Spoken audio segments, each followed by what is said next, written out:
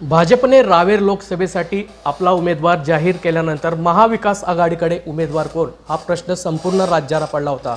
मात्र महाविकास आघाडीने राष्ट्रवादी शरद पवार गटाचे श्रीराम पाटील यांना उमेदवारी जाहीर केली असून माजी आमदार संतोष चौधरी यांचीही उमेदवारीबाबत चर्चा होती। मात्र त्यांना उमेदवारी जाहीर झाली नसून त्यांचे कार्यकर्ते हे मोठ्या प्रमाणात नाराज होते। आज निर्धार सभेचं आयोजन भुसावळात करण्यात आलं होतं। आमच्यासोबत माजी आमदार संतोष चौधरी आहेत। नेमकी त्यांची पुढची भूमिका काय असणार आहे त्यांच्याकडून जाणूया।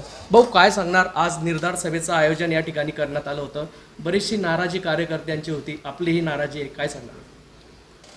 बघा, माझ्यापेक्षा जास्त नाराजी हे कार्यकर्त्यांची आहे आणि कार्यकर्त्यांचं जे म्हणणं आहे ते खरं आहे की 15 वर्षापासून माझ्यावरती अन्याय होतो आहे, तरी तुम्ही काही निर्णय घेत नाही, याच्यावर कार्यकर्ते भडकलेले आहेत आणि कार्यकर्त्यांना मला समजवणं मुश्किल झालेलं आहे।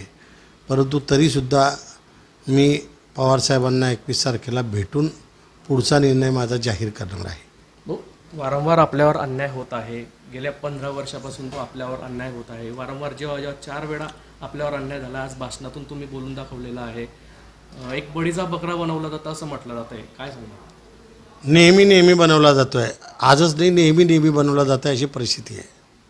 दंडांग्यांना तिकीट दिलं गेलं असंही तुम्ही या भाषणातून म्हटलेलं आहे।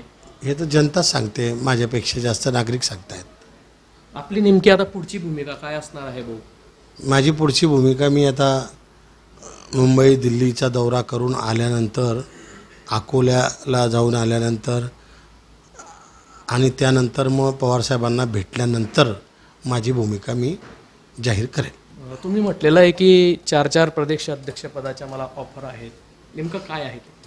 4 ऑफर आहेत, 4 पक्षाचे आहेत, परंतु त्या मी आज काही सांगू शकत नाही, कारण नुसतं माझं फायनल झालं आहे, एवढ्याने लोकांना एवढा करंट लागतो, तर हे नावं मी काही सांगू शकत नाही। भाऊ, गेल्या 15 वर्षापासून आपण निष्ठावान पक्षाचं काम करतायत आणि ऐनवेळी श्रीराम पाटील यांना जी उमेदवारी देण्यात आली याबद्दल काय? हा आमच्यावर अन्याय आहे आणि पक्षाच्या कार्यकर्त्यांना डावलण्यात आलेलं आहे। भाऊ, पण आपण या ठिकाणी आरोप केलेले आहेत की यामध्ये एकनाथ खडसे यांची मोठी भूमिका आहे। ऐनवेळेस 2 नावं चर्चेत होती, रवींद्र पाटील यांचं नाव चर्चेत होतं, त्यानंतर तुमचं नाव चर्चेत होतं। मात्र खडसेंनी श्रीराम पाटील यांना पुढे केलं असंही तुम्ही त्याच्यामध्ये आरोप केलेला भाषणामध्ये। आरोप नाही, सत्य आहे। तुम्ही त्यांनाच विचारा की तुम्हाला कोणी पाठवलं होतं, तर तुम्हाला सांगतील।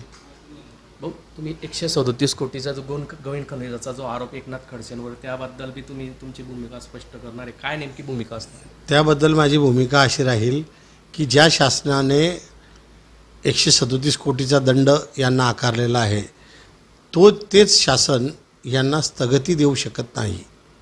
त्यामुळे हा जो इल्लीगल स्टे आहे हा उठवण्यात यावा, ही माझी मागणी मंत्रालयामध्ये राहील। खडसेंनी अनेकांना जेलमध्ये टाकलंय, मी पण त्यांना जेलमध्ये टाकेल असंही तुम्ही भाषणात म्हटलं। साहजिक आहे, मी म्हणजे त्यांचं कर्तृत्व त्यांना जेलमध्ये टाकणार आहे, म्हणजे जे करणी आहे त्यांची ते त्यांना जेलमध्ये टाकणार आहे। हो, आपली आता उमेदवारी अर्ज तुम्ही केव्हा दाखल करणार आहेत आणि पवार साहेबांची चर्चा करूनच तुम्ही पुढची भूमिका घेणार? पवारसाहेबांना 21 तारखेच्या नंतरच मी उमेदवारी दाखल करेन। तुम्ही आपल्या भाषणातून एकदा बाळासाहेबांची आठवण करून दिली आहे की बाळासाहेबांनी जो बाणा भुसावळामध्ये दिला होता तोच बाणा शरद पवार देतील असं तुम्ही म्हटलेलं आहे। नेमका कशा स्वरूपाचा बाणा असतो आणि काय अपेक्षा वाटतं तुम्हाला? त्यावेळेस मी शिवसैनिक होतो, शिवसेनेतच होतो आणि त्यावेळेस आमच्या सर्वांच्या विनंतीनुसारच अशीच परिस्थिती झालेली होती निर्माण, आणि त्या ठिकाणी बाळासाहेब ठाकरेंनी सभेमध्ये तिकीट बदललं होतं आणि त्यावेळेस आमची सीटसुद्धा विजयी झाली होती आणि तोच बाणा आमचे नेते पवारसाहेब दाखवतील अशी माझी अपेक्षा आहे। पक्षात धनशक्तीचा विचार केला जातो का? निष्ठावंतांना डावलण्यात येतं का? डावलला गेला आहे, म्हणूनच आमची मागणी आहे की पवारसाहेबांनी तो बाणा दाखवावा, म्हणजे जेणेकरून हे जे लोक बोलत आहेत ते होणार नाही। पाऊल काय असणार आहे पुढचं तरी? 21 तारखेला सांगेल। लवकरच मी माझी भूमिका स्पष्ट करणार आहे। ज्या प्रकारे बाळासाहेब ठाकरेंची आठवण करून देताना बाळासाहेब ठाकरेंनी भुसावळच्या सभेमध्ये ज्या प्रकारे आपला ठाकरी बाणा त्यांनी आठवण करून देताना म्हटलंय, त्याच प्रकारचा बाणा शरद पवार यांनी दाखवावा आणि उमेदवारी बदल करावी अशी एक प्रकारची चर्चा भुसावळामध्ये रंगलेली आहे। जुगल पाटील, जय महाराष्ट्र न्यूज, जळगाव।